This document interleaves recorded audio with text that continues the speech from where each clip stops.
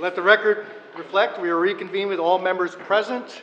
Note that we're going to change things up a little bit. We're going to obviously go right into the pledge. I will ask you to remain standing after the pledge, and then I'm going to go to a couple of proclamations after a moment of silence for someone very special. So please rise for the Pledge of Allegiance.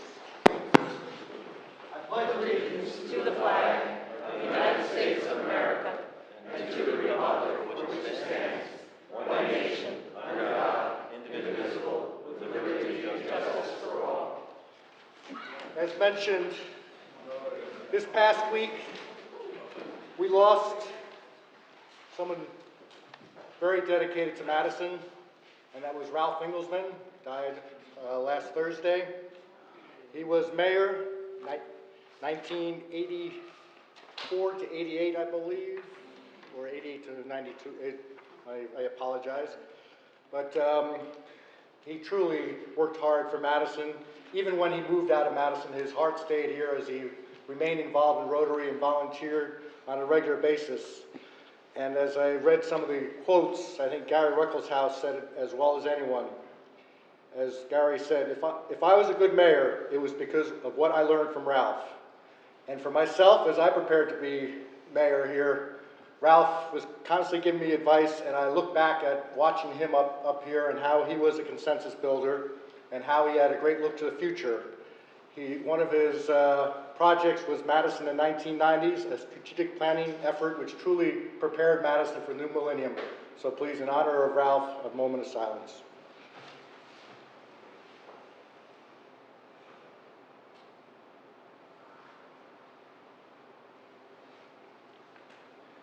Thank you. I'll be asking for the flags in Madison to be flown at half-staff on June 7th, which is the day of his memorial service, and so if we can get that word out. All right, please be seated. I'm going to come down and take care of a couple of special proclamations now. Okay, what's my report?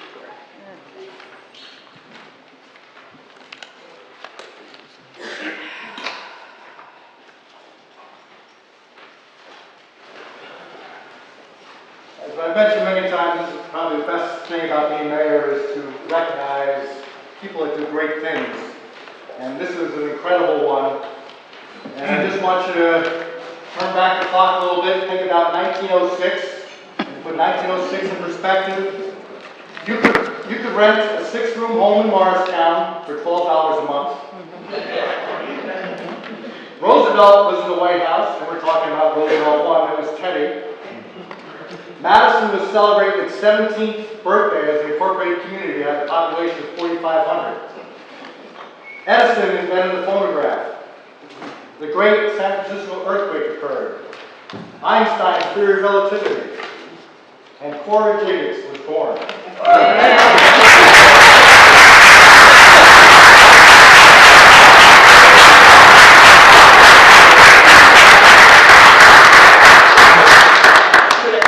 Lifetime in perspective, she's the only one I think any one of us knows that was around when the Cubs won the World Series. She did tell me the other day that her team up until this spring was the Mets, but she has dumped them because they did not keep the Jose Reyes. But another thing to put her lifetime in perspective, I think we all kind of look back at our own lives and talk about what we've seen. You know, almost everyone in this room can say we saw man landing on the moon. We saw computers in every home, cell phones changing the way we communicate. But to put Mother Jigget's life in perspective, she came into this world as a daughter of former slaves and lived to see an African American lead the free world.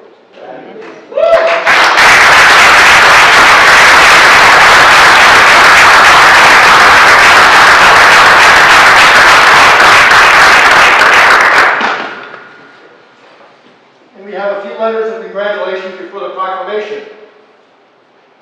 Dear Cora, I was recently informed by Nora Drury that you will be celebrating your 106th birthday on May 31st. Although I will not be able to join you at your birthday party on May 27th, I'm very pleased to take this opportunity to express my sincerest congratulations on this special occasion. Many happy returns of the day. Honorable Rodney P. Eliza, our representative.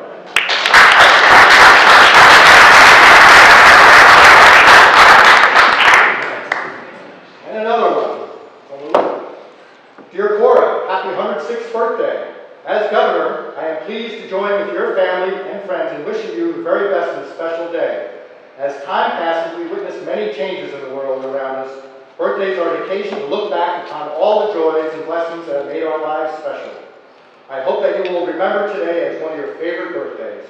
Congratulations and best wishes for health and happiness in the future. Sincerely, Chris Christie, Governor.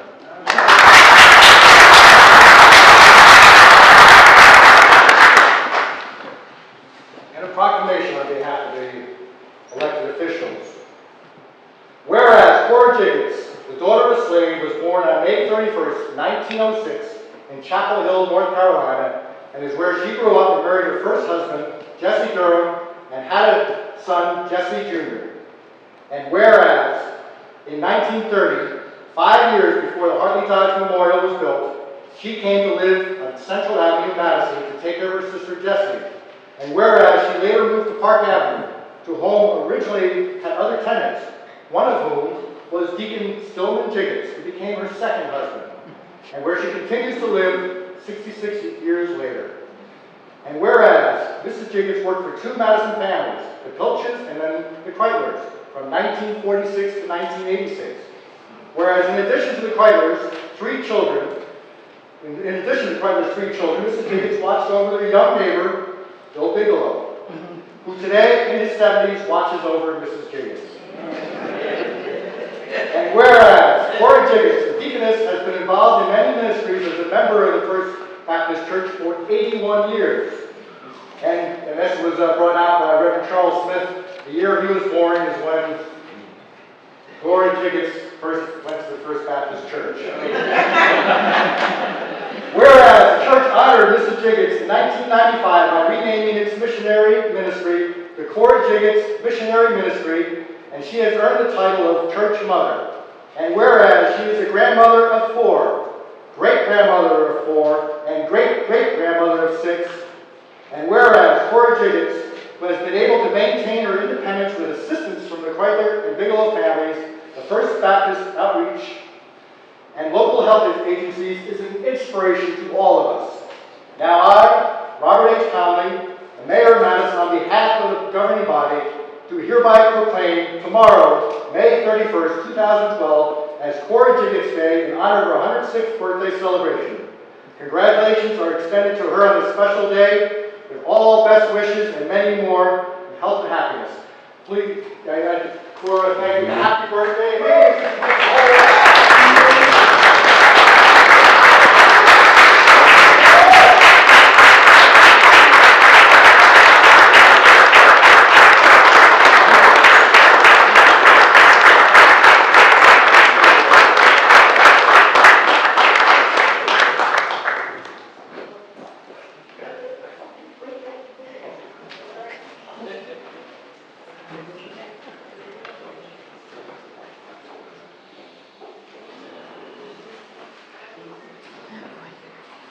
From the Rose City, we have roses.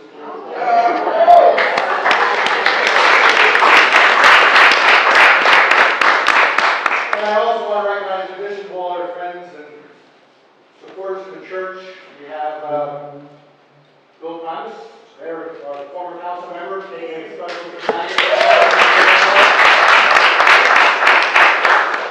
Can we break with a little bit of tradition and actually sing happy birthday? Oh, yeah, absolutely. Don't use Happy birthday to you. Happy birthday to you. Happy birthday, dear Cora. Happy birthday to you.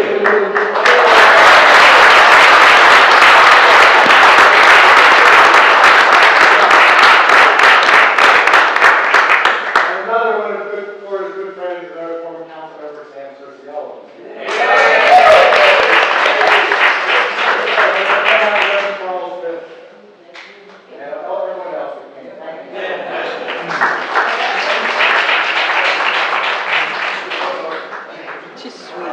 sweetest thing. Yeah, they're just, he's a good man. He's a good man. Really tough times.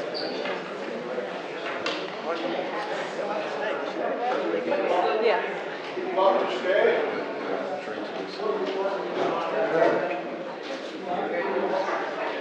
Please mark the calendar for May 31st, 2013 for 107th birthday and 400th. Same time next year. What? We've got one more proclamation. And then we'll is John Morris here? Yes. Oh, come on up, John. What did I do wrong? You may not recognize John Morris, but hopefully you do, because he's another one of our unsung heroes, or sometimes sung heroes, in Madison. He also represents a great family tradition. His grandfather having been mayor of Madison, and his father, who I knew very well, a councilman, and now John has been a great volunteer. The last council meeting, we recognized the DDC for what difference they make in making this town happen. But there's a partnership that really makes this happen, and it's the Chamber of Commerce is a major part of it. If you've been in Madison for 10 or more years, you can kind of remember that there was a point where they had to pay people to show up for chamber meetings. And now, yeah, see, you know? Not much though. Yep. And then they ran out of money, and then luckily, they got re-energized because they recognized that the value of a strong chamber, the value of a strong DDC, the value of a dedicated residents will make for a healthy downtown commercial district. So, yes. Bob Landrigan is our liaison to the Chamber of Commerce. So joining me up here. And whereas John Morris has served the past 4 years as President of the Chamber of Commerce of Madison, whose members are mostly small businesses, but also include some large corporations and the College of St. Elizabeth University and Fairleigh Dickinson. And whereas during his tenure, John advanced the mission of the Chamber by expanding membership, increasing revenues, restructuring all programming and events, and reorganizing the Chamber's infrastructure, thus creating a more efficient and cost-efficient, effective organization. Easy for me to say. Whereas valuable partnerships with the DDC, Borough, and the Council were re-established with the Chamber's presence within Madison's merchant population, and the community was greatly strengthened under John's exemplary leadership. And whereas during his term, the Chamber of Commerce bylaws were updated, revised, and by the Board of Directors now, and was restructured and doubled, establishing a board and executive team that will sustain the Chamber for years to come. Succession plans are always very good. Whereas John also spearheaded the fair sales tax law movement for Madison, has been an important part of developing the Chamber's land use committee. And whereas each year the Chamber awards a graduating student who plans to continue his or her higher education in the field of commerce with the Jack Morris Memorial Scholarship named in memory of John's father as a tribute to his commitment to the Chamber and to the Madison community. And whereas Wilson S. Morris, John's grandfather, served as the mayor of the Borough of Madison from January 1, 1936 to January 31st, 1937. And whereas John and his sister Ginger are owners and operators of Stuart Morris Awards, gifts and flags, and the fourth generations of successful retailers in Madison. Now, therefore, I, Robert H. Conley, the mayor of the Borough of Madison, on behalf of the governing body, do hereby proclaim today, May 30th, 2012, as John Morris Day. Make a special. We only got a couple of minutes.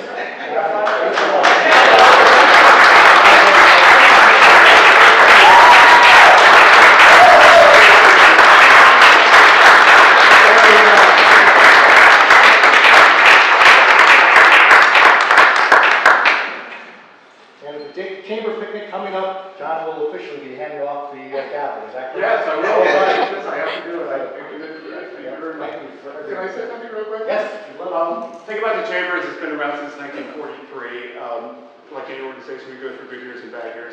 In the last couple of years, we've had a couple good years, and that's because of a great team, and it's great people, great friends, Madison people, really, that's what it is. I hate to sound corny, but that's really what it's all about. Our executive director is Karen Myers, she's here tonight. Our long-term vice president, Peter Danielle, he's here tonight. It really is a team effort in Madison, as everybody knows. It's Mayor Council, it's the Downtown Development Commission, and of course with Jim Burnett as Main Street Executive Director, and of course Mr. Cody, and everybody at the Borough. It's just been a great experience. I've learned so much from all of you and made a lot of friends. And speaking personally, I'm just all over. I'm amazed. Thank you so much.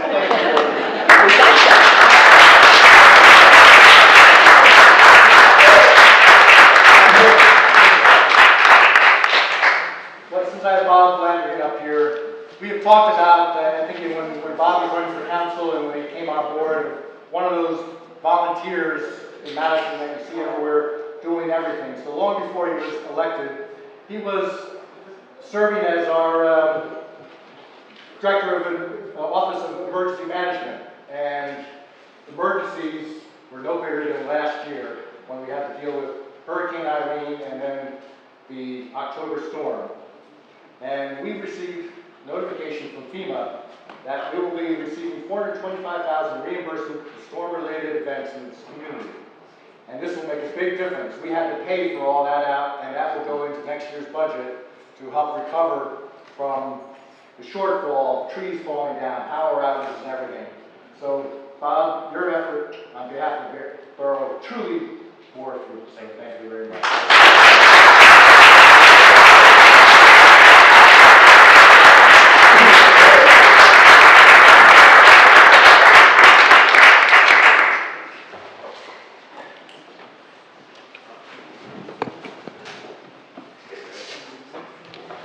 We'll go, I've got a few more things to announce, but I think you've heard enough of me for a few minutes. We'll allow people to go, so we'll go into minutes for approval and allow Cora and others to step on out. Again, happy birthday.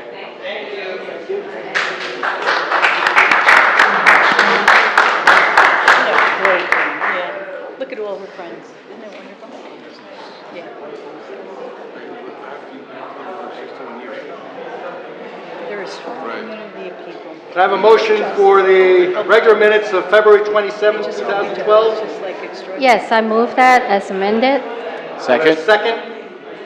Second. Discussion? Seeing none, roll call.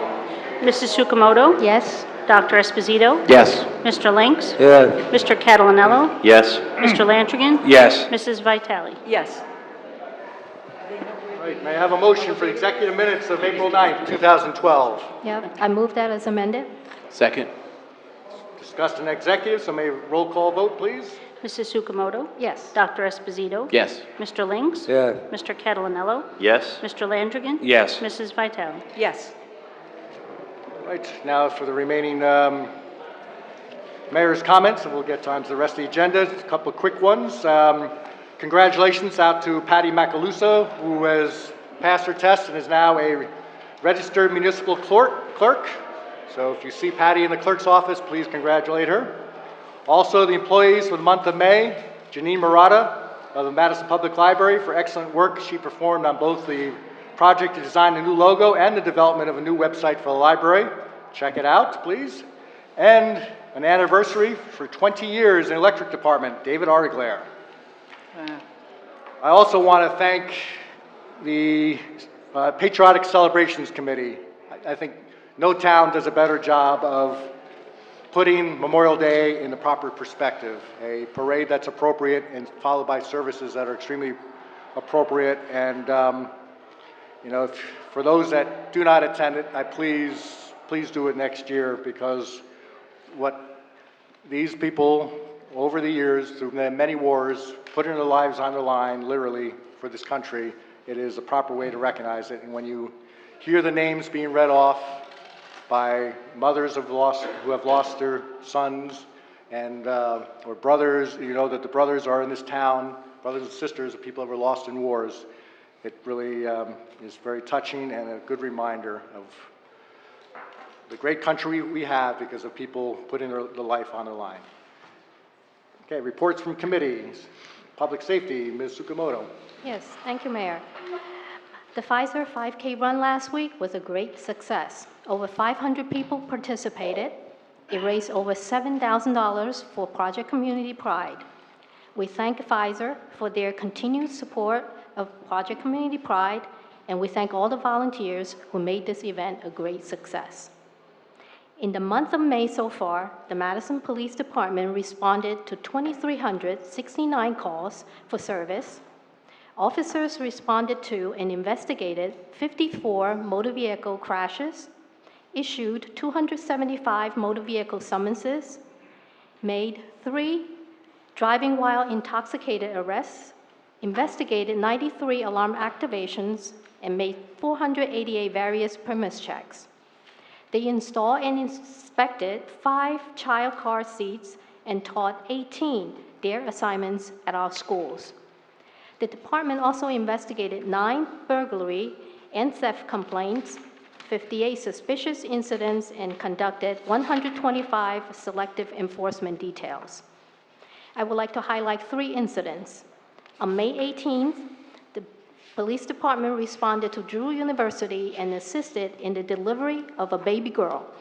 We congratulate the family and thank Officer Macario and Sergeant Misha for a job well done.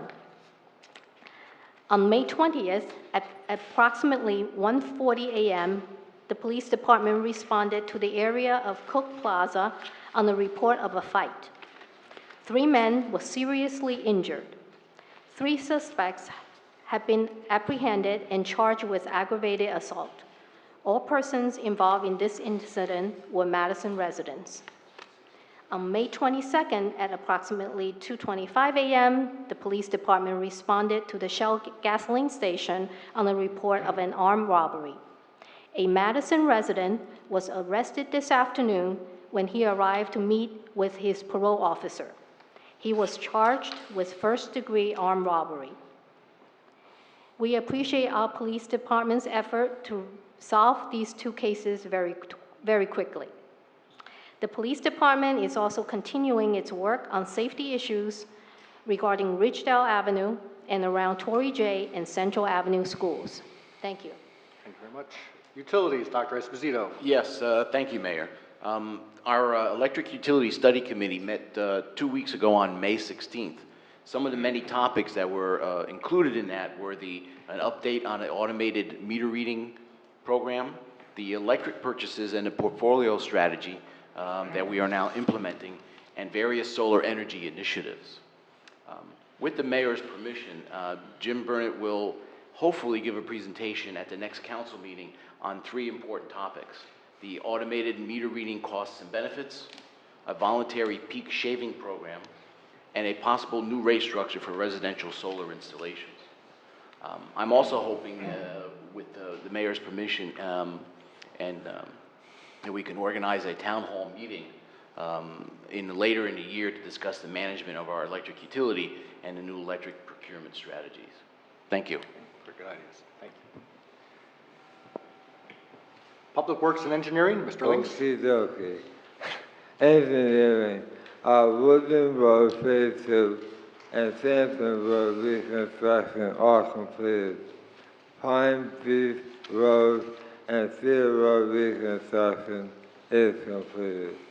Academy Division Kings Road Board main replacement is completed, and these 3 projects represent $1.3 million in capital investments into our infrastructure. DPW, the MRC will use this weekend for the purpose of the fourth tournament. Approximately 1,000 players will be there, and there is a money raiser for the MRC. Also, we have, or DPW has, hung 200 baskets along the center of town. That's all, Mayor. Thank you. Thank you very much. Finance and Borough Clerk, Mr. Catanello. Thank you, Mayor. Just a reminder from the clerk's office, next Tuesday, June 5th, is the primary election The polls will be open from 6 a.m. until 8 p.m. Please vote early and often.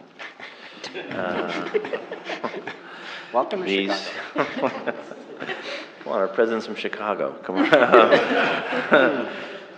The CFO would like to pass on that revenue collections through April 30th, 2012 have been above the 2012 budget for cable franchise fees, construction code fees, and prior year's outstanding taxes. So this combined with the good news we got from the Councilman Landrigan regarding the state's reimbursement puts us on somewhat more solid footing going into next year. Thank you, Mayor. Very good, thank you. Community Affairs, Mr. Landrigan. Thank you, Mayor. Okay, I have a few things. The Bento Grill is now open. It's located where Stoney's was on Main Street. They will have a grand opening this Saturday at 11 a.m. Everyone is invited. 207 hanging baskets have been installed on downtown lampposts, thanks to Mara Johnson and the May Day Committee, the DDC, the Garden Club, and DPW for making this happen. The Florham Park Madison Rotary Family Festival begins this Thursday, May 31st through Sunday, June 3rd. The Madison Eagle actually had a very good write-up as far as ticket deals, hours of operation, and other information online regarding entertainment. So take a look at the Eagle. That's not I wasn't asked to make that plug. I'm just saying it's there. Okay. The Madison Arts and Cultural Alliance will be sponsoring the Madison Artist Studio Tour. That's June 10th from 11 a.m. to 5 p.m. Look at their website, madisonartsnj.org. It'll give more information on it, as well as a lot of other very good events that they sponsor. The Recreation Advisory Committee, we're taking a very close look at the Bailey Ellert fields right now. We want to bring that to resolution as far as the use of those fields and the parking. We had discussions with PK Environmental as far as what needs to be done there. Jim Burnett, the Recreation Committee, and I are working on that, so we'll get that to closure soon. The Farmers Market ribbon cutting ceremony is June 14th at 1:45 p.m. That's right on Waverly Place, so if you can attend, please do. I don't know if you recall, a while back, Councilwoman Vitale introduced an ordinance such that we recognize veterans in this town. With the passing of Memorial Day, I spoke to Councilwoman Vitale and Jim Burnett, and we're going to start work on that to recognize the shops that they maintain as well as things in town for them. They provide a very valuable service to our community and country. I want to thank Councilwoman Vitale for making that recommendation. We're going to start working on that very soon. And finally, and I want to thank the mayor again for recognizing the work I did with FEMA. But like John Morris said, it's a team effort, and there are other people involved. Lou DeRosa of the fire department, David Maines of DPW. We've become very close these last few days. Mike Piano of the electric department, Darren Datchitson of the police department, and Ray Cody and Jim Burnett and their staff. A lot of times I had to reach out to them for information. They've put up with my requests, which I'm just the fall guy from FEMA, but I want to thank them for all the work in getting this done. So that's all, Mayor. Thank you very much. Health and Public Assistance, Ms. Vitale. Thank you, Mayor. I don't have anything from the Health Department, but as liaison to the Patriotic Celebration Committee, I want to talk about how very hard they worked all year. I went to the meetings and I watched these guys put together wonderful. They worked together and they were extremely dedicated to making Madison's Memorial Parade a huge success. Anybody that was there just was really in awe, I think, of how well it just went right off. They started the entire day starting at 9 a.m. at James Park, and they went down to Veterans Park, and then they ended a ceremony right here on Hartley Dodge Memorial. It was truly inspiring, and I just want to say congratulations to every single one of them because they worked real hard. I watched them work real hard, and they enjoyed giving their service one more time to the town. That's all, Mayor. Communications and petitions. Mayor, none received. Very good. All right, this is our first invitation for discussion from the public. Reminder on the rules on this one, 3 minutes. Please, when you step up, state your name, your address, and write the same on the clipboard. And this round is limited to items on the agenda discussion and resolutions, not ordinances, because ordinances have hearings. So the agenda discussions include the review of the Strickland Place site plan, commuter parking fees, restoration of energy taxes, and State Senate Bill number 1914, user fees. And I won't go through all the ordinances, but they were listed on the board. Under those guidelines, is there anyone in the audience wishing to be heard? Sam?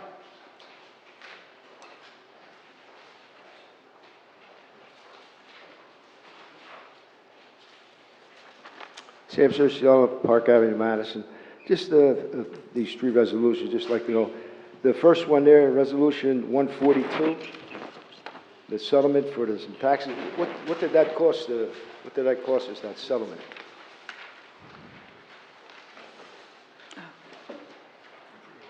I didn't hear what you said. 142? 142, yep. Yeah, the first resolution.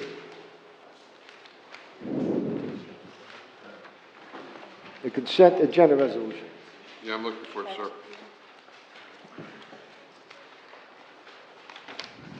Bear with me. Ask your next question, and if you have another question, I'll find it for Well, you. the next one is 146. It's almost the same question. No, it's with the New Jersey Transit. Can they explain what the agreement with New Jersey Transit with the Waverly Green parking lot? They actually own part of the parking lot, so we have to renew our lease with them periodically, or otherwise we wouldn't be able to get the cars in or out if they decided they'd take it back. So that is access in and out of the Waverly Green parking lot. While we're doing that, then, Ray, maybe we ought to... Oh, actually, I thank you for thank you, Sam, because I meant to bring this up. We had a meeting a week and a half ago with New Jersey Transit, and this summer they will be coming to town to take care of two major projects. Beautiful, beautiful. Things do happen. The Elm Street overpass, which regretfully will mean that Elm Street will be closed to through traffic for several months while they rebuild that. And then the other is along Kings Road, taking care of the crumbling concrete. So Very good. That will be done by winter. Excellent. Sir, the Resolution 142, it will have a net impact on the taxes of $4,600. That's what it's going to cost us? Yes, $4,200? 46. 4,600. Okay. Resolution 162. I just... maybe, Ray, you can help me, or somebody can help me. In other words, I think, what number? I think you went a little high on that one.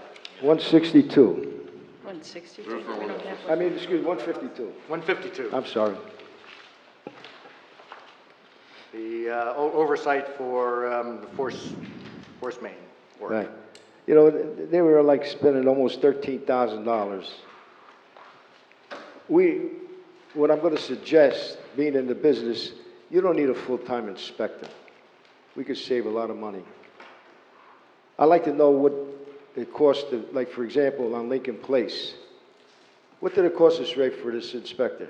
I mean, we do need an inspector, but you only need a part-time inspector, a couple hours a day. So right now, we're talking about the force main, so we don't need to cover Well, Lincoln Place. I want to give you an example. In other words, you don't need a full-time inspector. If they're going to dig a hole, you go there in the morning, make sure everything's safe. You spend an hour setting there, make everything all safe, and nobody's going to get hurt or nothing. And if they're going to dig a hole, you don't have to watch them 8 hours digging a hole. You go back, close at time, make sure all the safety things are there. I mean, again, I use the Lincoln Place. They're ripping out the concrete, and they stayed there 8 hours a day watching them rip out concrete. I mean, go there in the morning, the same thing. So my point that I'm getting at, we don't have to spend all this money for a full-time inspector to watch him rip out concrete. If you go back at 4:30, you can see the concrete's out, or the hole is dug. My point is that, with this part-time between Lincoln Place, 49 acres, North Street. We're spending a lot of money on a full-time inspector. I'd like to know the numbers. We can almost hire a full-time inspector on the payroll. I mean, if you want to save money, there's ways of saving money. That's my point. And also, I'd like to just talk about, on the report with the Woodland Road, it's complete. I got some phone calls, nice job, but before you entered Chatham, 100 yards, they didn't finish it. Why? Is that a reason for not finishing Woodland Road? The last 100 yards?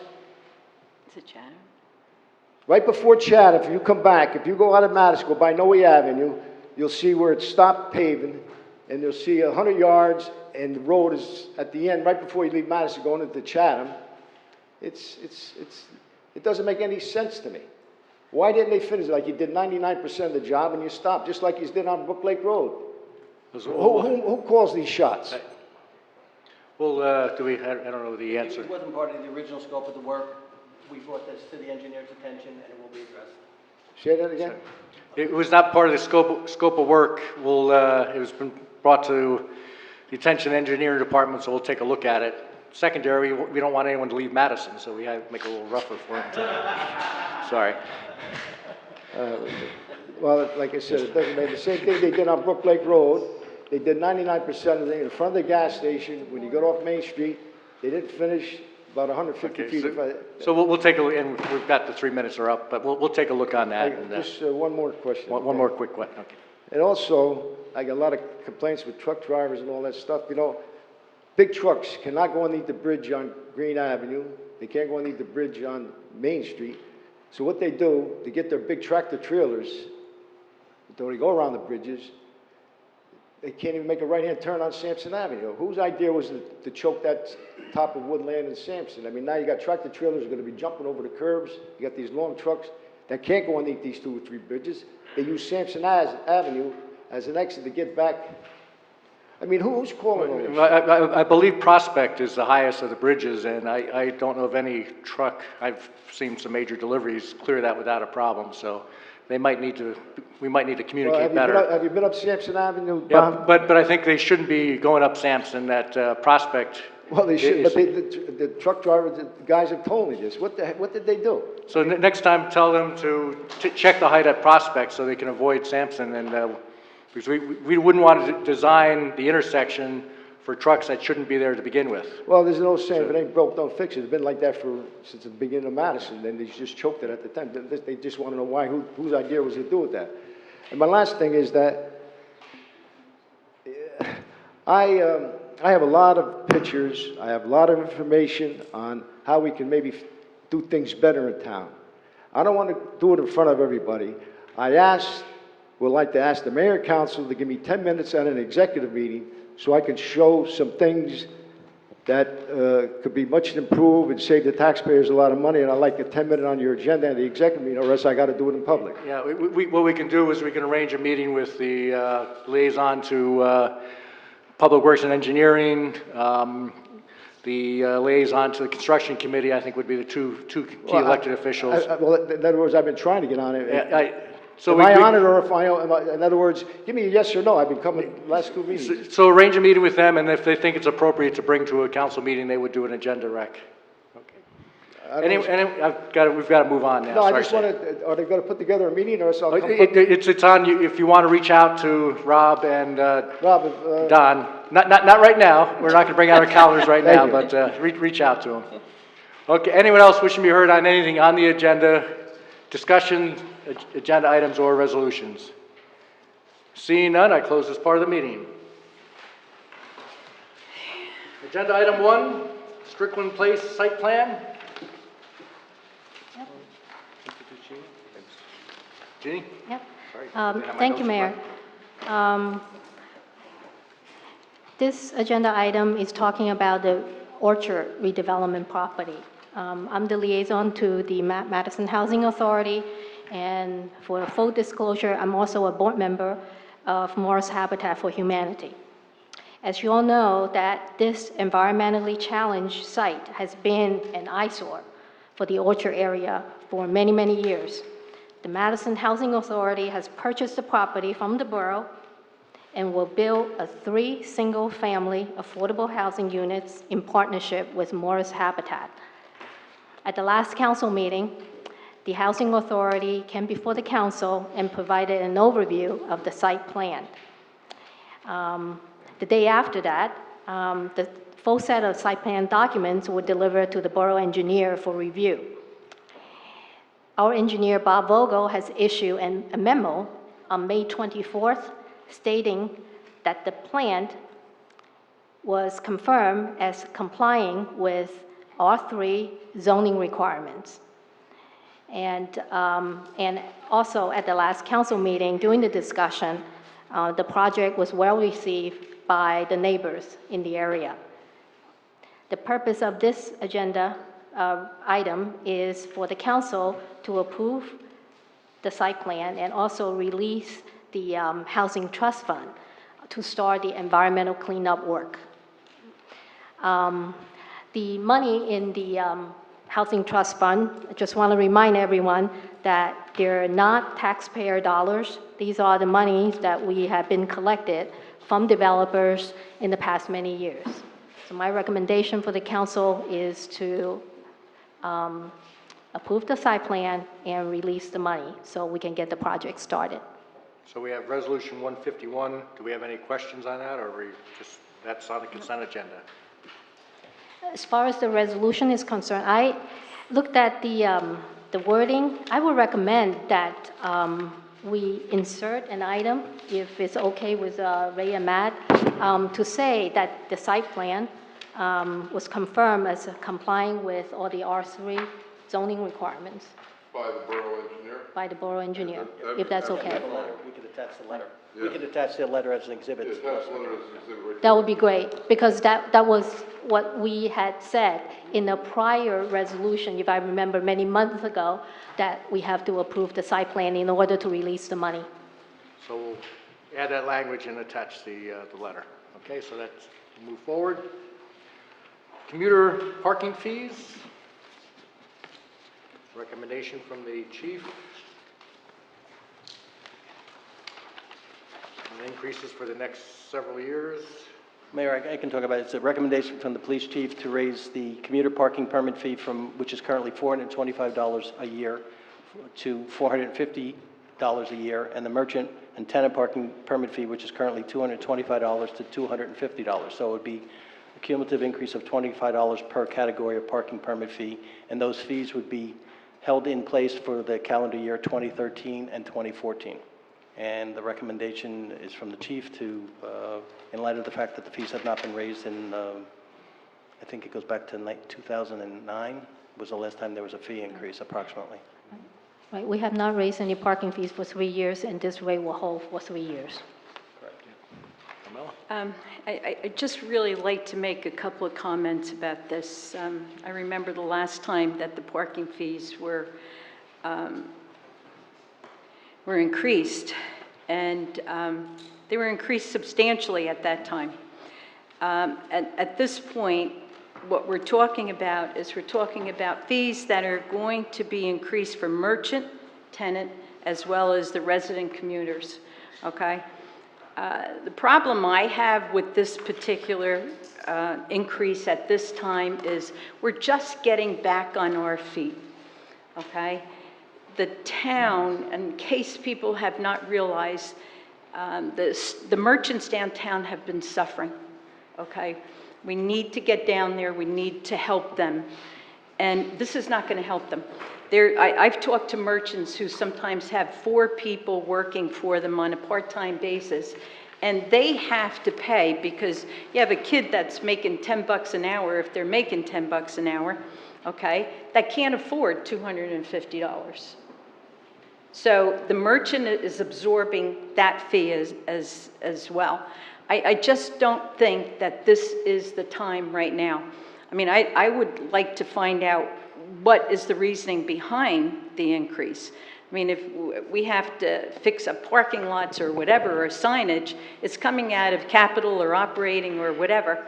And I just think that you know, I think our residents need a little bit of a break right now, so So, I will not support this. so your concern mostly is with the tenant merchant and not the necessarily Well, commuter? no, I am or- concerned or for the with resident commuter? commuters because, I mean, think about it. I mean, there's a lot of people that have lost their jobs, that are traveling to New York, that have had to take, you know, a pay decrease. And I just don't think that it's a great time. But I'm mostly concerned for the merchants and the tenants. Absolutely. Rob? I agree with Carmela. Wow. Exactly. Oh, what's today? The third time tonight? That's crazy. We were joking earlier, we're gonna move all our meetings to Wednesday. Because I also, I agree. I think, you know, Madison is a great town. It's a fantastic commuter town. And one of the big draws is that, you know, you can get parking here at a very economical level. Also, I have a huge amount of fear over what could potentially happen next year, things that we can't control as pertains to the economy. When I missed the last meeting, I was traveling in Europe with the IMF, and there's a lot I can't talk about, but you know, their concern for the U.S. next year is that the combination of expiring tax cuts and potential increases for health would cause a 4% GDP drop in the U.S., which would put us back into another recession. So, you know, who knows what's going to happen, but with the specter of that, and I agree with Carmela that the key to you know, a prospering town is a vibrant downtown community. I don't think it's fair to the merchants, to the employees, or to the commuters. So I would also not support this resolution. Don, and then Jeannie? Carmela, put your seatbelt on. I agree with you also. Here's the deal. How many parking places do we have, Ray? In the far lot by the police is 227. How much is that generating revenue? Well, 227 times 400, and we have a waiting list, so about, come on, here's our masters in finance, come on. $80,000, approximately. Wow. Hey, I look through all the facts. I'm not in favor of making it harder, unless we have a specific reason to increase. If we want to take that money and do something else, that's of course take off the parking. What I'm trying to get to is, $80,000 is a lot of money, but it's not really. From those things back, it will hurt me. Instead of increasing it, how about we decrease it? How about we go back to 209 prices? Well, Why not? could I propose an alternative? One thing we've been working on, and we may be in discussions with the DDC about, is our employee parking lot on Maple, on the corner of Kings Road and Maple. Due to our reduced workforce, we probably have half the parking lot available every day. So one option would be to free those spaces up to generate additional revenue in lieu of an increase. That's just something for consideration, and to actually potentially price those at a little bit higher than what the traditional, and that people would like to pay a little bit more to be 50 yards, but, you know, just walk out of the lot and walk right into the train station. And that could be an alternative in lieu of this increase, but that's just it's not on for action tonight. This is just for discussion to get your thoughts. I understand, Ray. My point is, I'm not going to vote yes for an increase. I would like somebody to tell me why we can't lower it. Why can't we? What, $80,000 on a break the bank? I don't think so. Though, yeah, I would get Jeannie, but keep in mind we have a waiting list, so we would be losing revenue when people are willing and able to pay. Yeah, but sometimes we have to be more concerned about who can't pay and who needs to use it. I think Homer is 100% correct. We have, I go shopping in town. I wear a mask so the owners of the store don't recognize me. When they do, their first complaint is about we're charging them too much for parking. I mean, that's what I'm getting.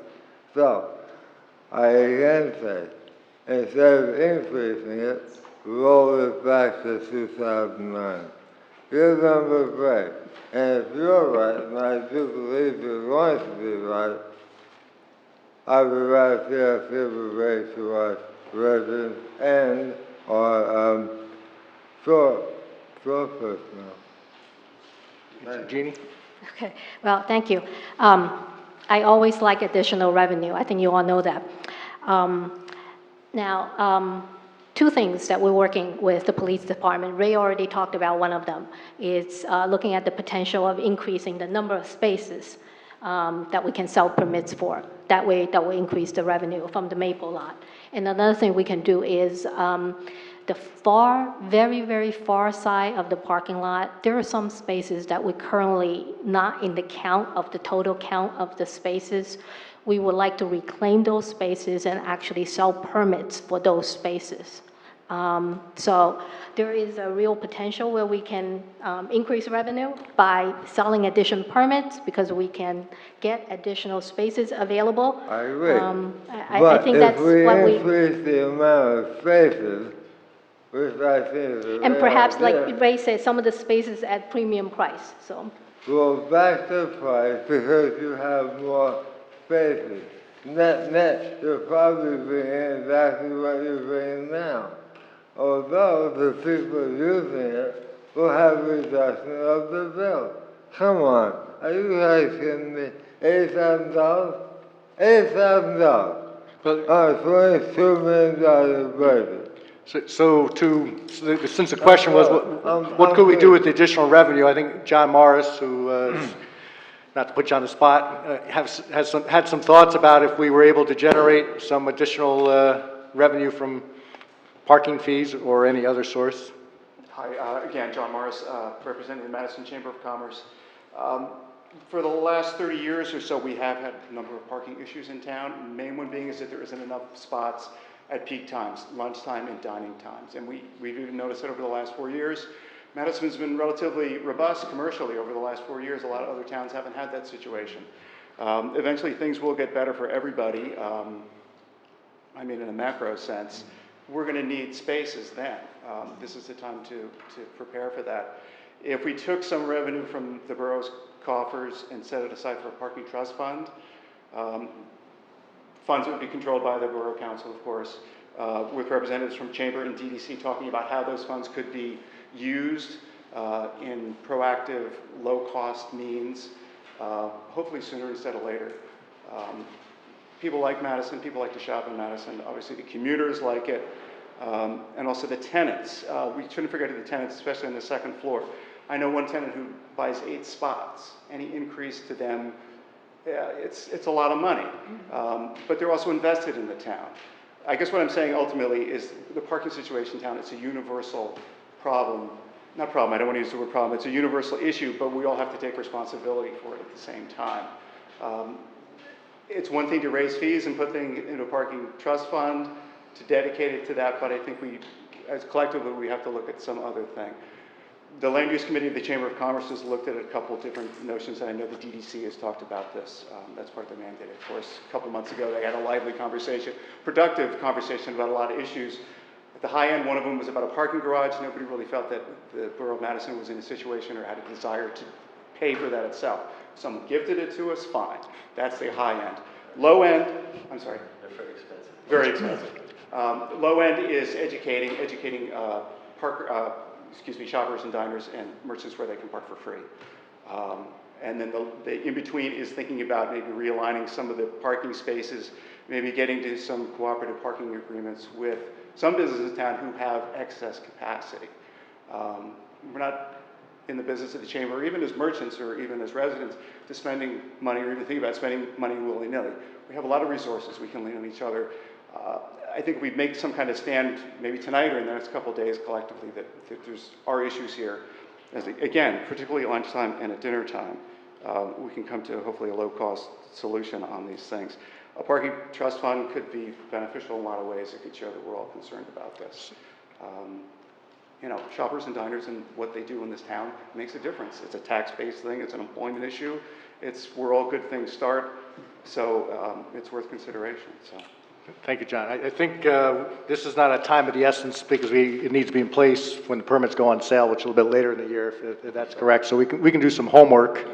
To show how special a Wednesday meeting is, I kind of disagree with Carmela, but I think I hear loud and clear when you look at the $25 increase on the merchant part, that is a 10% increase, where it's less than a 5% on the commuters. I think the commuters are more likely to be able to afford the $25. But let's do some more homework on revenue generated by gathering Other configurations. more spaces in the lot. I think we've done this before, but the analysis, are we selling the right number of permits? Because if you have 250 spots, you can sell more than 250 permits. There will be a time that you might have some days where everyone shows up, but chances are that's not going to happen. We're doing that right now. I know, but to make sure it's at that right level, that we're at the height of the year, we're not still having empty spots. And then the idea, and this came from resident Bob Jennings, I want to make sure he gets credit for it, is the premium parking spots. Is what is the market and how much money can we generate from that? And the other is, what is that image put out there that we're having the luxury boxes in Madison? It may not be what we want to do, but it's a public safety area, and who else? We'll work on it. Okay, Jim, Ray, Carmela, and Jeannie? Yep. Okay, thank you.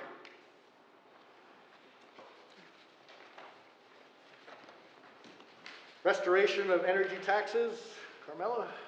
Thank you. This agenda item is to support a resolution for a phased-in funding restoration of energy taxes diverted by the state from the municipalities. We got this information from the League of Municipalities that asked us, please, to go out and support this. And, well, what does it mean to Madison? Our 16,000 residents send the state of New Jersey annually over $34 million in sales tax and state income tax. In return this year, we received $808,000 in state aid. This bill would require the state to restore the $66 million over a 5-year phase-in period to all the municipalities. The energy and franchise tax revenues used to be collected by the towns. The state decided to consolidate and take over that process, but instead of sending the money onto the towns, it diverted it onto their own use. And at this point, what I'd like is that we support S-1900 and A-2921, authorizing a 5-year phase-in funding restoration of the energy taxes back to the municipalities.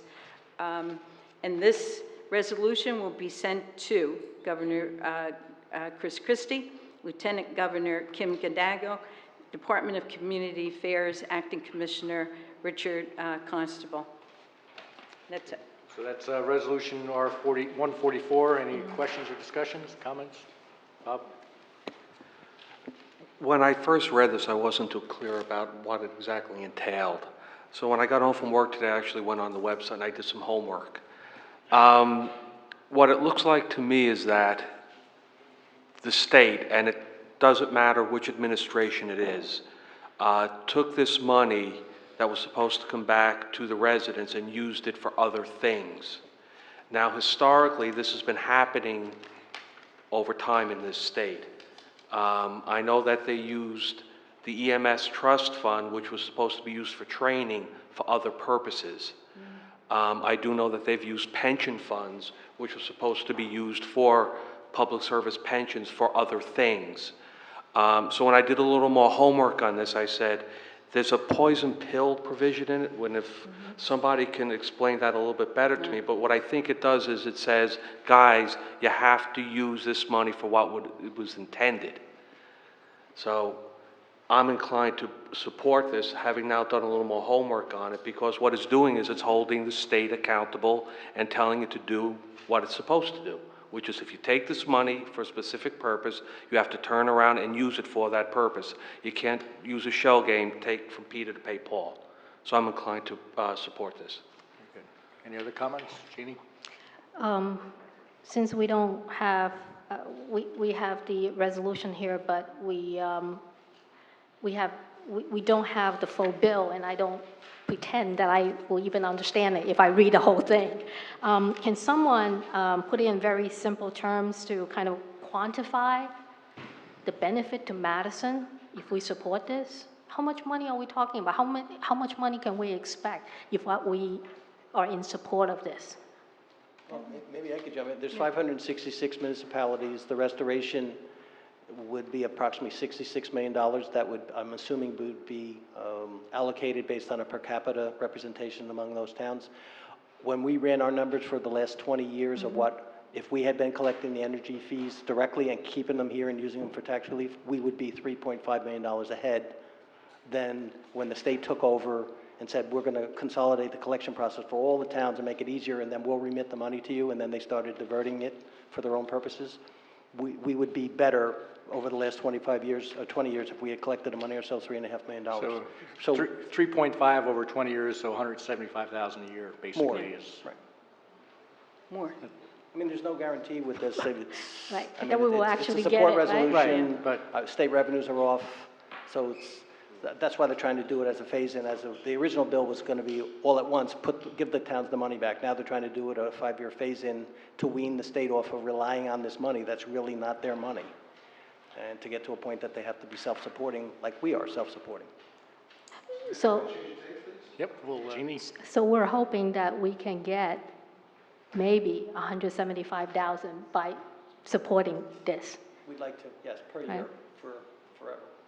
That sounds Yep, pretty good to along me, with, if we along can with get the money. message of keep things Keep that, it, what yeah. they were intended to be used for to begin with, as has been played by, and this is by administrations on, as you said, on both sides of, for tax relief, makes it look good for the state, but then we're left trying to come up with it. All right. And the last discussion item. This is also another recommendation. It came on a mayor's advisory. Did you read this? Yep. Okay.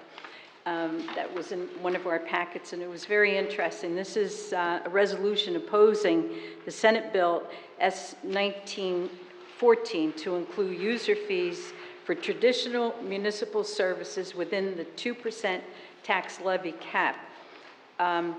Madison raises approximately 50% of the revenue to run town operations from non-tax sources.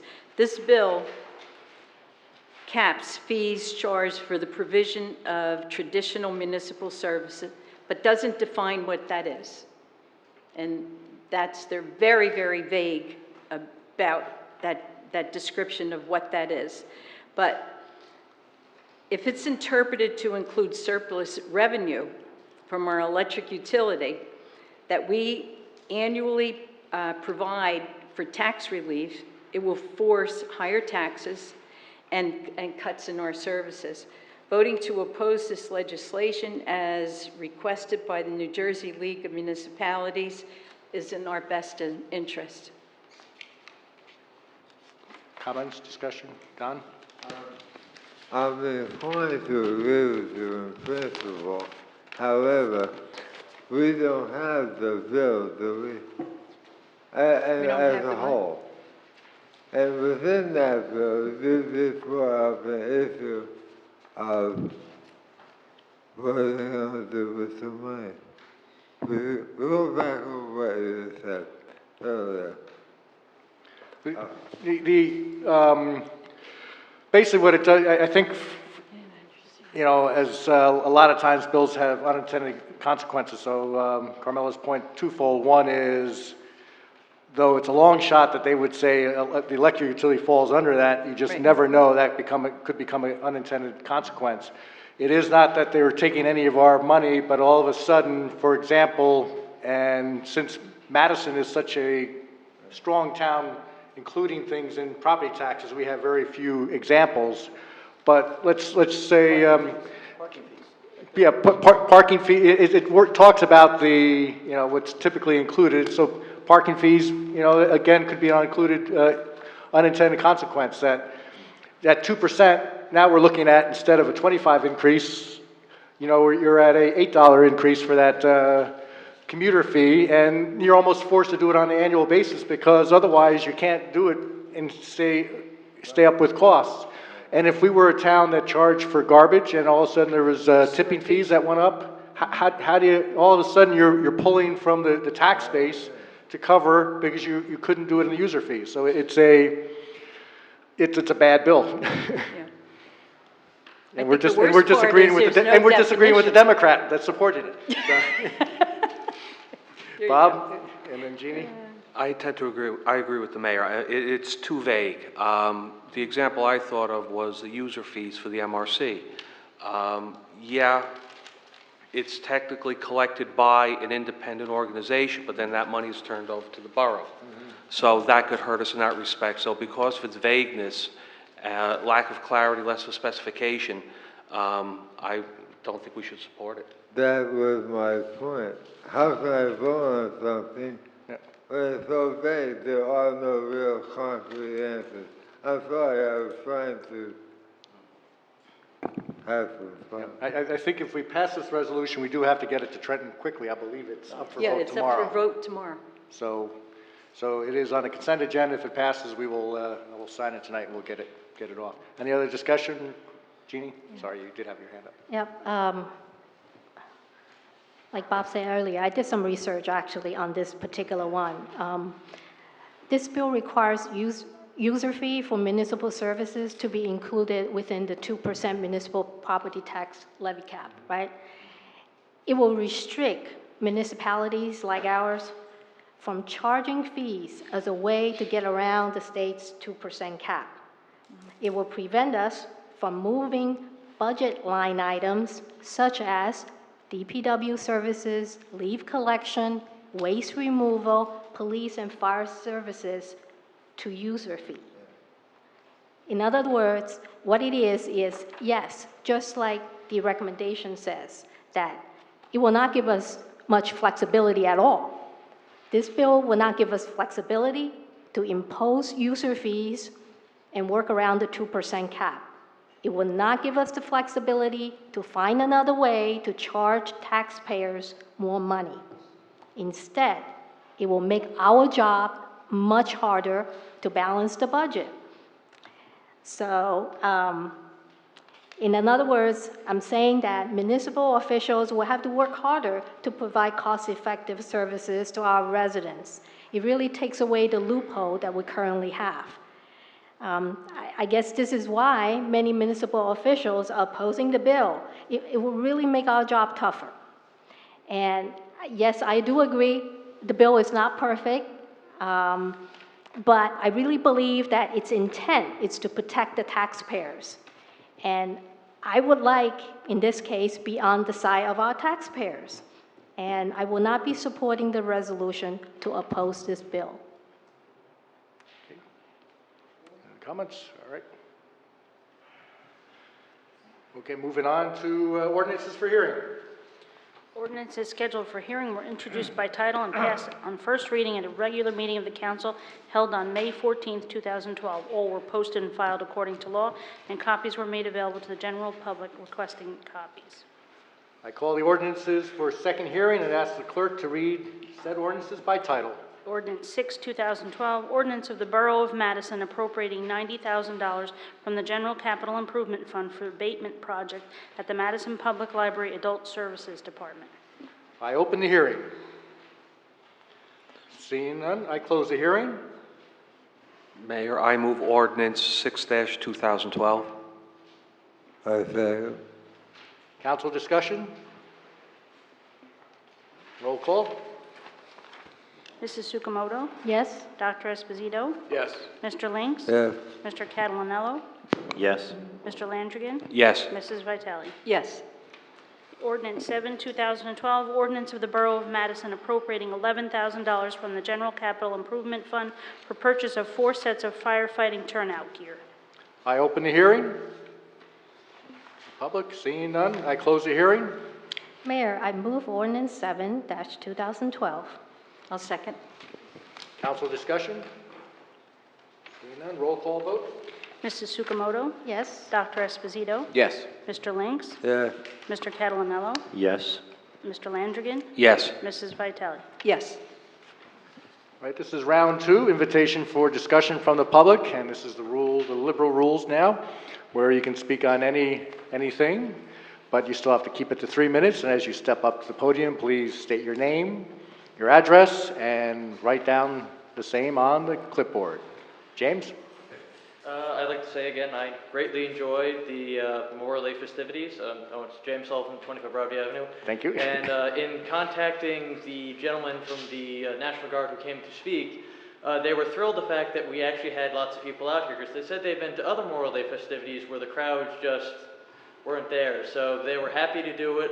They said they'd love to do it again and bring their friends back next year. So again, I'm hoping with next year we'll be even a little bit bigger, a little bit better. Because I thought it was great, everything from Ernie blasting the Marches of Sousa off his truck coming under the bridge, which I thought was great, to Mr. Cielo having the remembrance in the back of his truck in the parade, and the revolutionary, pre-revolutionary, Vietnam era, post-Vietnam era, all coming together, making what I thought was a very good and somber event.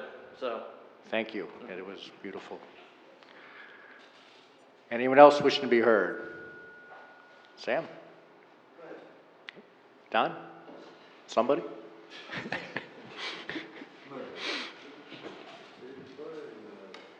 Don Brunner, 20 Redmond Drive.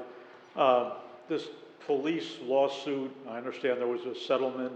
Could anyone inform me, the headline in the independent press was council okays settlement in the police lawsuit. Is that public information now? No, it's not public information. What the governing body approved was an approval for the insurance carrier to enter into a settlement to resolve the matter. It has not been fully resolved yet, so we can't disclose that. But it was a resolution authorizing the insurance carrier, which is a joint insurance municipal fund that insures hundreds of municipalities in the state, they want to settle the matter, and we consent to their settling the matter. Do you have any idea when it will be settled? We're in the process of finalizing the various legal documents that go along with the settlement, including court papers, releases, etc. And hopefully that'll be resolved within, I'd say, the next several weeks. But the council didn't discuss this in executive session? Of course they discussed the executive session. Okay. Yeah. Just, I disclosed to the council what the parameters of the proposed settlement was based on the insurance carrier, and got the authorization from the council to permit the insurance carrier to resolve the claim. okay. But other than that, we can't disclose it because it hasn't been resolved yet. Thank you. You're welcome. Anyone else wishing to be heard?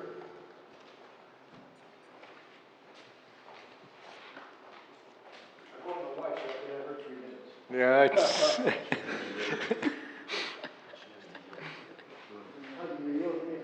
I think I gave it to you in the first round, though, so. Who's in charge of the police department? Who's in charge of the police department? Let's go through the name. You state your name again, even though you were up there. Madison.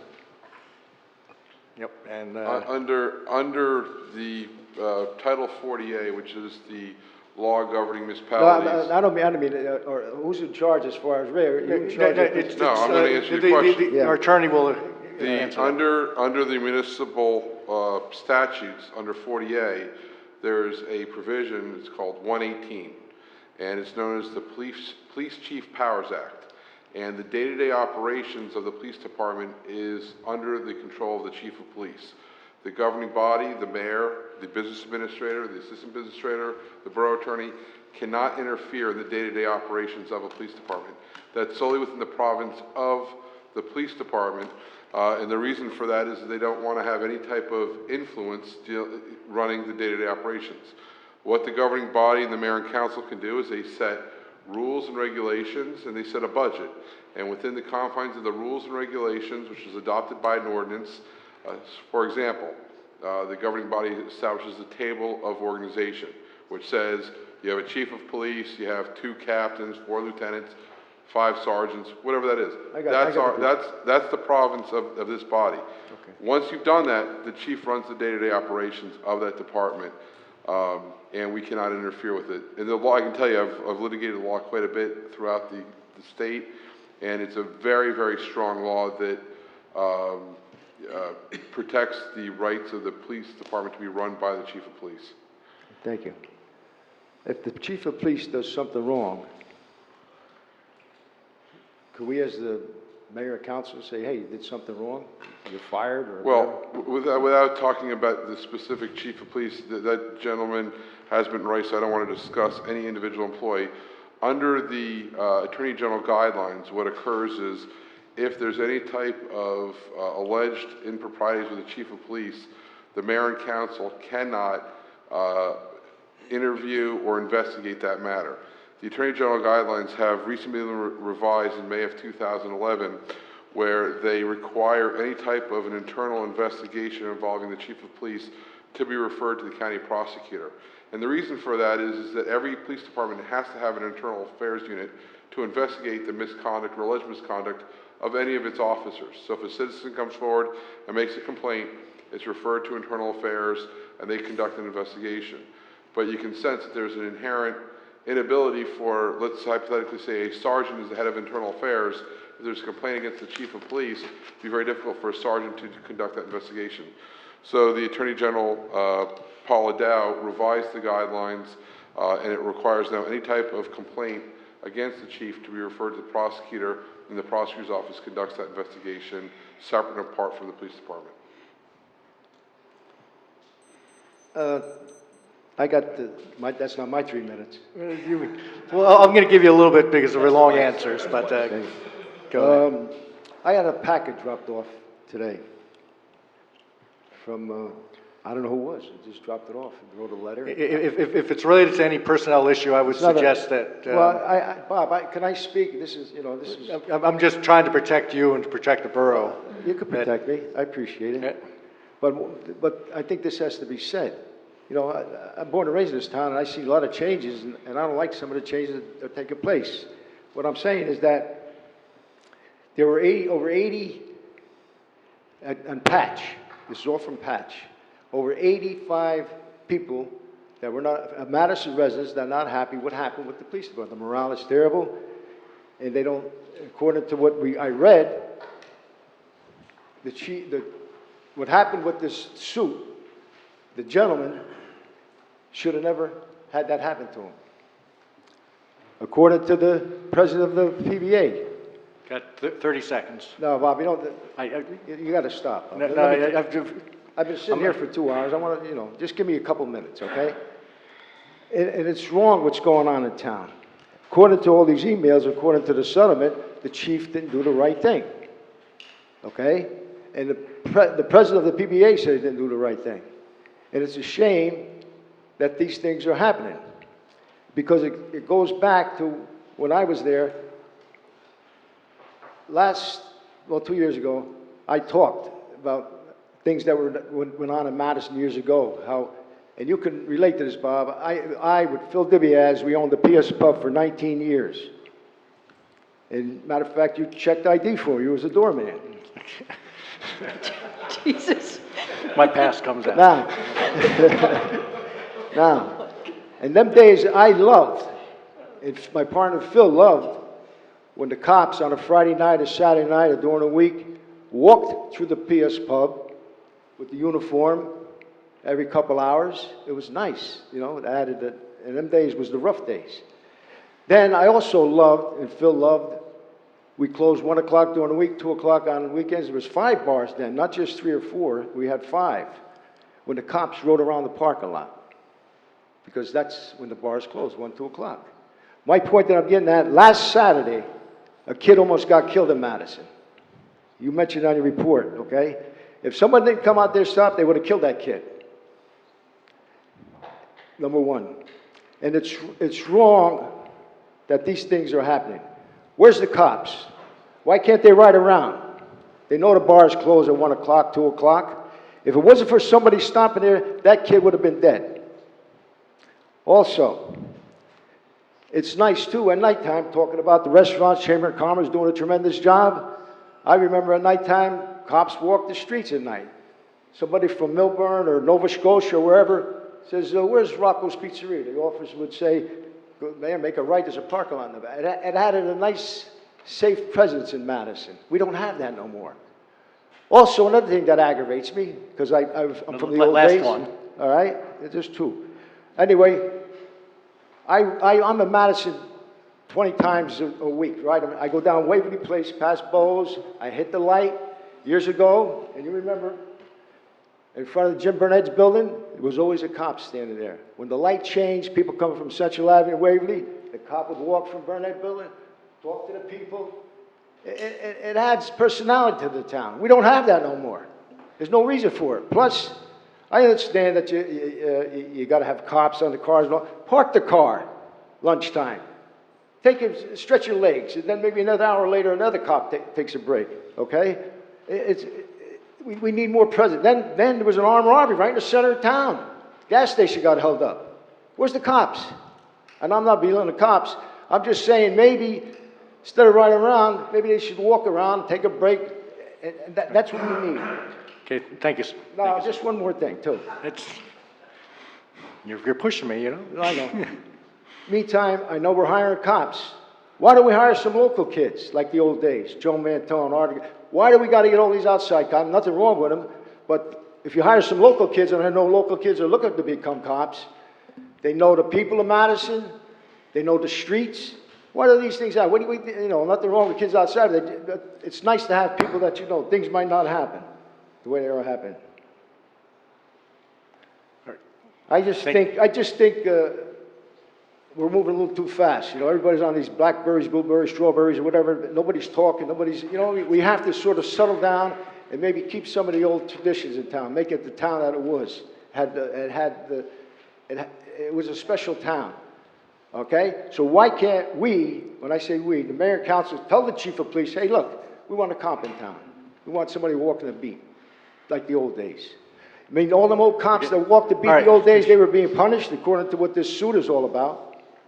I mean, we got a lot of problems. All right, that's very, very good input. And as the attorney pointed out there, we can give guidelines, and what? your points are well taken. Well, the point I'm getting, if this chief did something wrong, can we fire him, or how's it go? What's the process? Sure, I'm not going to discuss, I already said, that employee hasn't been riced, it's not appropriate for the governing body to... You know what it is? We come up here, all we do is comments, but we never get no response back. I think we try our best, but sometimes it's not appropriate. Anyone else wishing to be heard from the audience? Seeing none, I close this part of the meeting. And now, ordinances for introduction. Okay, ordinances scheduled for first reading have a hearing date set for June 25th, 2012. All will be published in the Madison Eagle, posted on the bulletin board, and made available to members of the public requesting copies. I call up ordinances for first reading and ask the Borough Clerk to read said ordinances by title. Ordinance 8, 2012, ordinance of the Borough of Madison amending Ordinance 5, 2008. Did I say 8? It's Ordinance 8, 2012, amending Ordinance 5, 2008, setting salary ranges for non-union full-time employees to include salary range and title for a purchasing officer. Mayor, I move ordinance 8-2012. Second. Discussion? All right, roll call vote, please. Mrs. Sukamoto? Yes. Dr. Esposito? Yes. Mr. Links? Yes. Mr. Catalinello? Yes? Mr. Landrigan? Yes. Mrs. Vitale? Yes. Ordinance 9, 2012, ordinance of the Borough of Madison amending Ordinance 4, 2011 to increase the maximum salary for magistrate for the magistrate of the municipal court and increase maximum hourly rate for deputy court administrator. Mayor, I move ordinance 9-2000, that's 2012. Yep. There's a 2 missing. Second. Discussion? Seeing, okay. Roll call vote? May I comment? Yes. Look at ordinance 9, section 3, all the way at the bottom, Matt. Should we say this will be retroactive to January 1st, 2012? That's the intent. The intent, yeah. That's then- the intent, right? So should Oh, we have that's to the say intent, that? Yeah. It should be retroactive to January 1st, 2012. So can we You can amend modify? that, 'cause this is the first reading, so you can amend that, that's not. So as amended. Okay, so the motion has been amended with that changes. Second. Discussion? Okay, roll call vote? Mrs. Sukamoto? Yes. Dr. Esposito? Yes. Mr. Lynx? Yes. Mr. Catalonello? Abstain? Mr. Landrigan? Yes. Mrs. Vitale? Yes. Ordinance 10-2012, ordinance of the Borough of Madison, amending section 155-18A of the Borough Code entitled Sewer Use Charge. Mayor, I move ordinance 10-2012. I second it. Discussion? Jeannie? Just one comment to say that all the affordable housing units currently actually pay all the sewer charges. This is just to, I guess, catch up. Any discussion? Roll call vote? Mrs. Sukamoto? Yes. Dr. Esposito? Yes. Mr. Lynx? Yes. Mr. Catalonello? Yes. Mr. Landrigan? Yes. Mrs. Vitale? Yes. Consent agenda resolutions. Consent agenda resolutions will be enacted with a single motion. Any resolution requiring expenditure is supported by a certification of availability of funds. Any resolution requiring discussion will be removed from the consent agenda. All resolutions will be reflected in full in the minutes. Mayor, I move consent agenda resolutions R 142-2012 through R 153-2012. 54 has One- been posted. 154 was also posted. Add 154-2012 to the motion. Second? Second. Discussion or any need to be pulled? No. Just looking for 154. Yes, we have it. Okay. Okay. Roll call vote? Mrs. Sukamoto?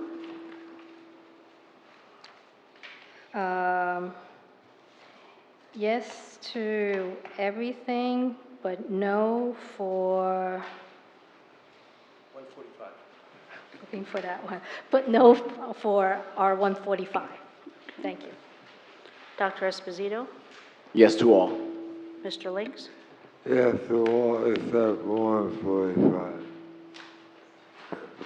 Mr. Catalonello? Yes to all?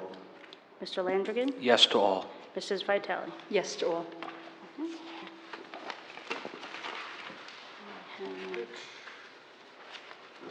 Unfinished business?